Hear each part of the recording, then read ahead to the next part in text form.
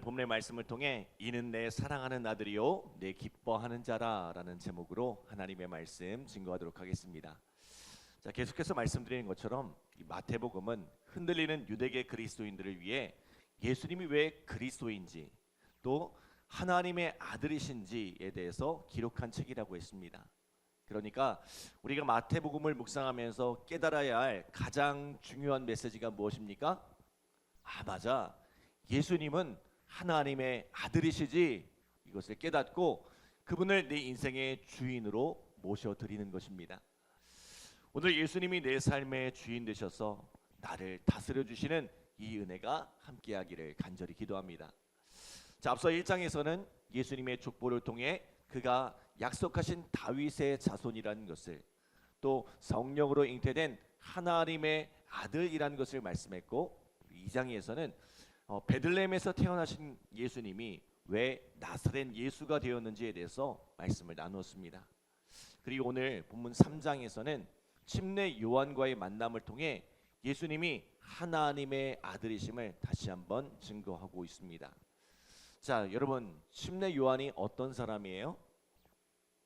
그는 제사장 사가랴의 아들로 태어났습니다.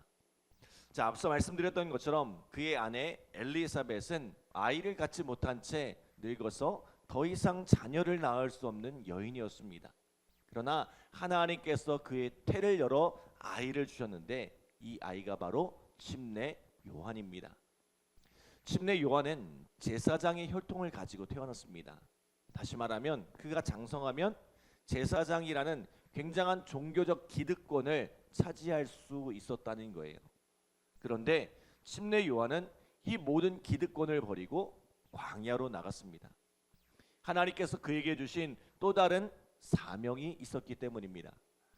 우리 3절 말씀 함께 읽어볼까요? 3절 시작. 그는 선지자 이사야를 통하여 말씀하신 자라. 일러스되 광야에서 외치는 소리가 있어 이르되 너희는 주의 길을 준비하라.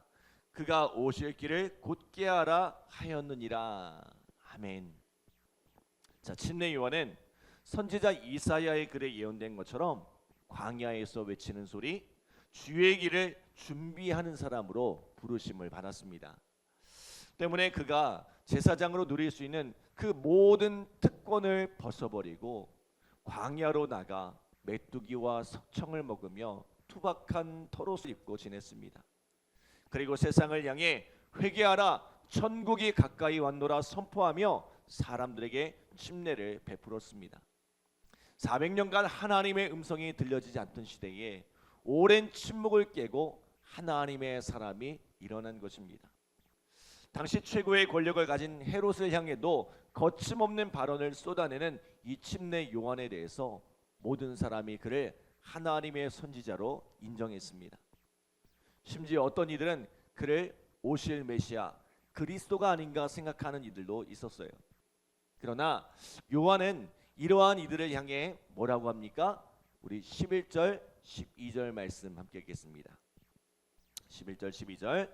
나는 너희로 회개하게 하기 위하여 물로 침례를 베풀거니와 내 뒤에 오시는 이는 나보다 능력이 많으시니 나는 그의 신을 들기도 감당하지 못하겠노라. 그는 성령과 불로 너희에게 침례를 베푸실 것이요 손에 키를 들고 자기의 타작마당을 정하게 하사 알곡은 모아 곳간에 들이고 쭉정이는 꺼지지 않는 불에 태우시리라. 아멘. 자, 나는 그리스도가 아니라 그리스도의 길을 예비하기 위해 왔다는 거예요.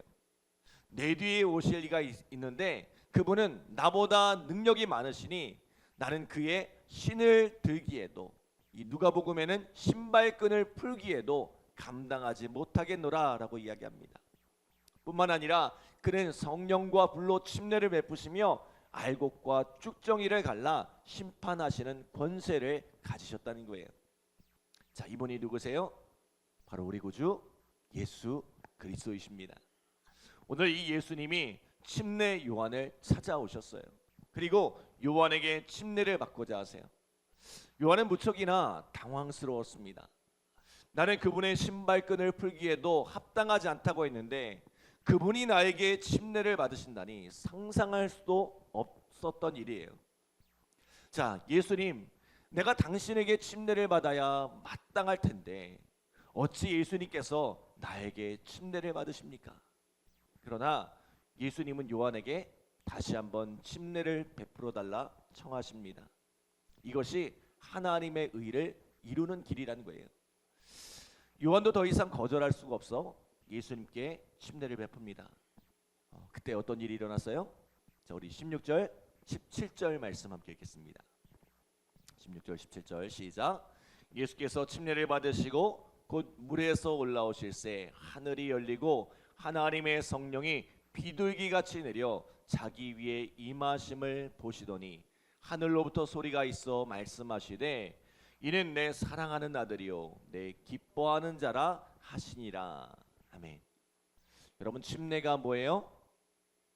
물에 잠겼다가 다시 올라오는 것, 이것이 침례입니다. 죽음과 부활을 의미하는 것입니다.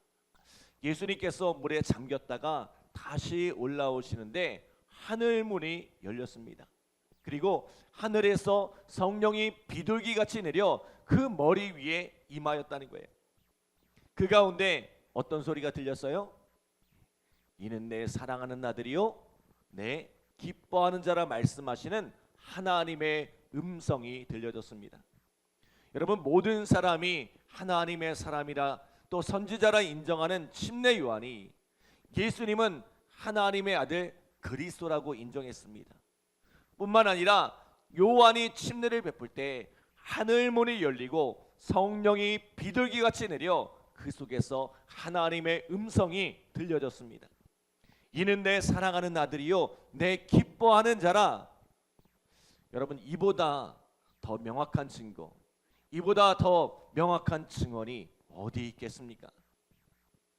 하나님께서 증거하시는데, 하나님께서 이는 내 아들이라 말씀하시는데 이보다 확실한 증거가 어디 있겠냐는 거예요. 예수님께서도 사실 많은 이들의 공격을 받았지만 흔들리지 않고 그 길을 걸어갈 수 있었던 이유가 무엇입니까? 하나님께서 이는 내 사랑하는 아들이요 내 기뻐하는 자라 너무나 분명하게 말씀하셨기 때문입니다. 그래서 요한복음 2장 24절로 25절에 보면 이런 말씀이 있어요. 예수는 그의 몸을 그들에게 의탁하지 아니하였으니 이는 친히 모든 사람을 아시며 또 사람에 대하여 누구의 증언도 받으실 필요가 없었으니 이는 그가 친히 사람의 속에 있는 것을 아셨음이라 라고 말씀합니다. 우리는 지금 계속해서 예수님이 하나님의 아들 그리스도라는 증거를 살피고 있지만 사실 예수님에게는 이러한 증거와 증언이 불필요했다는 거예요. 또 자신이 하나님의 아들 그리스도라는 것을 애써 증명하려 하지도 않으셨어요. 왜요? 하나님께서 이미 선언하셨기 때문입니다. 이는 내 사랑하는 아들이요 내 기뻐하는 자라. 시시각각 변하는 사람의 증언보다 영원히 변치 않으시는 이 하나님의 증언이 훨씬 더 중요하기 때문입니다. 마태는 지금 신앙이 흔들리고 있는 유대계 그리스도인들에게 왜 예수님이 하나님의 아들 그리스도이신지를 그 증거들을 하나하나 들이밀고 있지만 사실 가장 중요한 것은 뭐예요? 하나님의 음성입니다. 여러분, 신앙은 논리적으로 설명하고 수많은 증거를 들이댄다고 해서 믿어지는 것이 아닙니다. 인격적으로 하나님을 만나고 경험할 때에 믿어지는 거예요. 지금은 고인이 되신 이어령 교수님의 회심에 대한 이야기를 한 번쯤은 들어보셨을 거예요. 이어령 교수님은 아주 유명한 무신론자였습니다. 딸 이민아 목사가 이 아버지를 전도하려고 그렇게 애썼다는 거예요.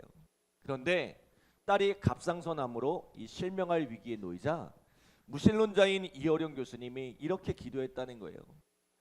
만약 딸이 눈을 뜨게 된다면 내가 살아계신 하나님을 믿고 내가 교회에 나가겠노라고, 내가 주님을 위해서 남은 인생을 살겠노라고 서원을 했답니다.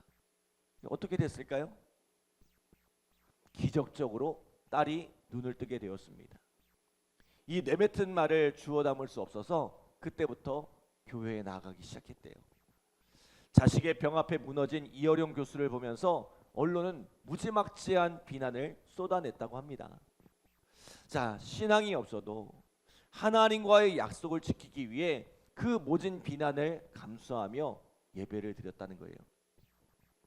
그런데 그러던 어느 날 예배를 드리는데 하나님의 고독함이 느껴지더라는 거예요. 하나님의 외로움이 느껴지더라는 거예요. 하나님이 얼마나 외로우셨을까? 이 마음이 물밀듯이 밀려오더래요. 그러면서 이 지독한 무신론자 이어령 교수가 회심하게 되었다는 간증을 들었습니다. 이 시대 최고의 지성이라 불리던 이어령 교수를 변화시킨 것은 사실 기적도 논리적인 증거와 설명도 아니었습니다. 그가 살아계신 하나님을 인격적으로 만났을 때 그 무엇도 더 이상 필요치 않더란 거예요. 그거면 충분했습니다. 우리는 지금 마태복음을 통해 예수님이 누구신지에 대한 이야기를 나누고 있지만 사실 신앙이란 지식을 통해 알 수 있는 것이 아닙니다. 성경을 아는 것이 중요하지만 성경을 해박하게 안다고 해서 꼭 믿음이 생기는 것도 아닙니다. 신앙은 살아계신 하나님과의 그 인격적인 만남이 있을 때 이루어지는 것입니다. 하나님을, 예수님을, 성령님을 인격적으로 경험할 때 비로소 그 속에서 굳건한 믿음이 생겨나는 것입니다. 사랑하는 여러분, 하나님을 머리로 알려고 하지 마시기 바랍니다. 예수님을, 성령님을 지식으로 이해하려고 하지 마시기 바랍니다. 지식이 필요하지만 지식이 전부가 아닙니다. 우리가 누군가를 알아갈 때 전 인격적으로 지성과 감성과 또 의지를 가지고 알아가듯이 그러한 전 인격적인 만남을 누릴 때 비로소 우리 안에 신앙의 확신과 믿음이 자라가는 것입니다. 왜 우리의 믿음이 흔들릴까요? 왜 우리의 삶이 불안하고 두려울까요? 왜 우리가 염려하며 살아갈까요? 이 하나님과의 인격적인 교제가 온전히 이루어지지 못하기 때문입니다. 이 하나님의 말씀이 내게 들려주시는 이 하나님의 음성, 레마의 말씀이 들려지지 않기 때문입니다. 하나님의 말씀이 내 삶에 증거되어질 때에 우리는 흔들리지 않는 믿음으로 담대함과 확신 가운데 살아갈 수 있습니다. 오늘 사랑하는 우리 성도들에게 이 하나님의 음성이, 이 레마의 말씀이 들려지는 은혜가 함께하기를 간절히 기도합니다. 주님과의 전인격적인 만남과 교제를 경험하는 오늘 이 시간이 되기를 간절히 기도합니다. 기도하겠습니다. 하나님 감사합니다. 오늘 우리에게 귀한 말씀 들려주시고 또 이 말씀으로 주님을 알아갈 수 있도록 인도하여 주심에 감사드립니다. 그러나 이 말씀이 단순한 지식의 말씀이 되지 않게 하시고 오늘 우리 각 사람에게 들려주시는 하나님의 음성 레마의 말씀으로 들려질 수 있도록 주님 축복하여 주시옵소서. 오늘 우리가 주님을 알아가되 주님을 인격적으로 알아가게 하여 주시고 지성과 또 감성과 또 우리의 의지를 동원하여 우리의 모든 것으로 주님을 알아가는 귀한 은혜가 있게 하여 주시옵소서. 그렇게 주님과의 깊은 만남을 통해 주님을 향한 믿음이 자라가게 하여 주시고 하나님 신앙의 확신 가운데 살아가는 복된 삶이 되어질 수 있도록 주님 축복하여 주시옵소서. 오늘 이 새벽에 기도하는 우리 사랑하는 성도들 하나님 앞에 간절히 기도할 때에 그 기도에 응답받게 하여 주시고 하나님의 살아계심을 경험하는 복된 이 시간 되어질 수 있도록 주님 축복하여 주시옵소서. 감사드리며 예수님의 이름으로 기도드립니다. 아멘.